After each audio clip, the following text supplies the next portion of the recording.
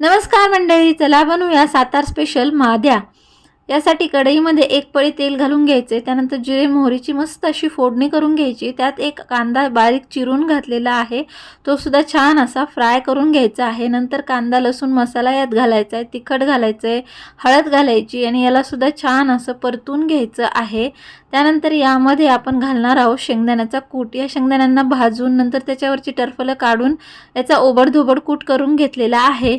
यामध्ये पाणी घालायचं आहे, थोडंसं 5-6 चमचे पाणी घातलेलं आहे। याला शिजवायचं आहे, त्यानंतर पुन्हा 5-6 चमचे पाणी ॲड करायचं आहे आणि याला थोडंसं असं शिजवून घ्यायचं आहे। चवीपुरतं मीठ घालायचं आहे, त्यानंतर यामध्ये कोथिंबीर ॲड करायची आहे आणि झाला आपला माद्या तयार। चपाती बरोबर किंवा ज्वारीच्या भाकरी बरोबर एक नंबर बेत होतो।